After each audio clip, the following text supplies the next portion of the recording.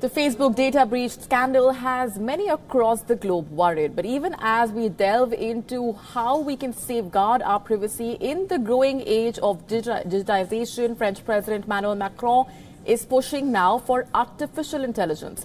Aiming to become a world leader in the artificial intelligence research and innovation, the French president has announced a 1.5 billion euro plan. Although Macron promotes the use of digital algorithms to make public and private services more efficient, he has also cautioned against the misuse of such a technology. Macron insisted that technology should be open to public scrutiny to ensure public trust. The French president even going on to say that if misused, artificial intelligence could totally jeopardize democracy. Let's go straight across now to Mohammed Saleh, my colleague, joining us from the newsroom. It's a rather interesting proposition that the French president has, and equally interesting are the remarks that have followed that statement. Saleh. That's exactly correct here. What's happened, of course, Molly, is that the French president has announced a fund of about $1.5 billion, where he said that France, which is lagging behind in certain forefronts of technological research, he says that he wants to bridge that gap. And one of the reasons as to why he wants to do it is because he says that not a lot of French companies have shown enough interest in artificial intelligence. Now, any big tech company in the world, be it Google, Facebook, or whichever company of any repute is investing big time into artificial intelligence, remember, artificial intelligence is something, in its simplest possible words, it is a program that can write a program. So it is a self-learning sort of a software which can be trained to do certain jobs. Now, why does Macron need to come out and do something like this? This is something that is, of course, up for a bit of a debate, because fundamentally it's been these private tech companies which are doing, and why should a country now invest in this big a manner is something which a lot of people are looking at. Now, there are several aspects which Emmanuel Macron is trying to correct. He says that, look, France in the 80s and 90s and even through the early 2000s has not been at the forefront of innovation. This is also the reason as to why he said that the incubator for innovation technologies needs to be built in Paris. So there is this area called Sector F, which has in fact been created in Paris, which is said to be the largest incubator for startups in the world.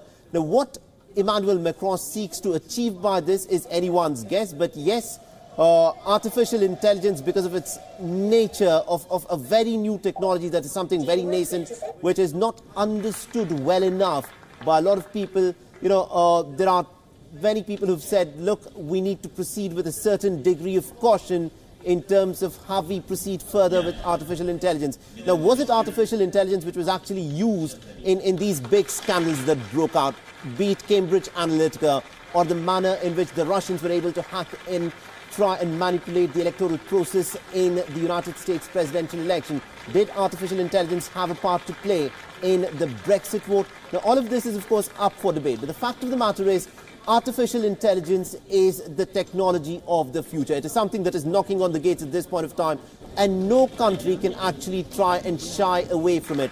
Now, France as a nation wants to take a step further.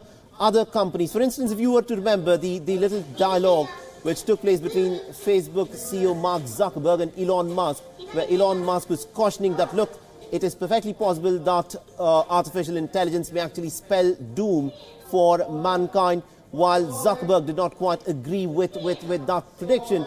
Now, not too many people understand as to how artificial intelligence, at this point of time, it is in a very nascent state. But how will it be in the next 10 years? This is a very interesting prospect, but also something which experts are saying that we need to tread with extreme amount of caution here. Absolutely, caution being the underlining point here, Saleh, because it's a double-edged sword, artificial intelligence, and something that the French president himself has underscored in that statement. The contradiction here is inherent. On one hand, he is promoting the use of those digital algorithms. On the other hand, admitting, going to the extent of saying that they could jeopardize democracy. Well, now, look, this is fairly a little sort of a complicated and a loaded bit of a prospect to discuss. Now, did these companies such as Cambridge Analytica, did they manipulate the US presidential election of 2016? Now, Cambridge Analytica and one of its offshoots is said to have also been active in some of the elections that we've seen in India. What sort of an impact have they had? We don't quite know. But the fact of the matter is, at this point of time, Molly, artificial intelligence is the way forward. No country, no company can actually stay on and stay away from artificial intelligence. Now, artificial intelligence is used not just in the process of electoral manipulation. We don't know if that has happened. You know, all of this is speculation. What happened in the case of Cambridge Analytica and also in the case of the Russians trying to manipulate the election was a completely different thing, where they were targeting a certain level of advertising to try and influence the voting behavior of people. But artificial intelligence can, yes, it can make this process much more efficient, but artificial intelligence per se is not something that would threaten democracy. What Elon Musk was in fact saying is that, look, if you were to let machines and these self-writing programs have their own way, then, you know, democracy is one of the smaller things which would be threatened, because he was of the view that, you know, it's essentially mankind which would be under threat, because robots, like we've seen in so many of these sci-fi movies, could potentially take over the world. Now, this is, of course, a fantastic thing to, in fact, say. But at this point of time, not many people know as to how AI will develop in the course of the next 10 years. But tread with caution is what a lot of experts are saying. And the imminent concern here being that if one country takes one step forward or a leap forward in the direction of artificial intelligence, the other countries definitely are worried about that. And France wanting to take that lead. But if we talk a little bit in terms of comparison with other countries, Saleh, there are several steps that are yet to be taken, or even the first step that needs to be taken by several countries. Speaking also a little bit about India here, if we draw comparisons, huge way forward. That's exactly correct. Now, look.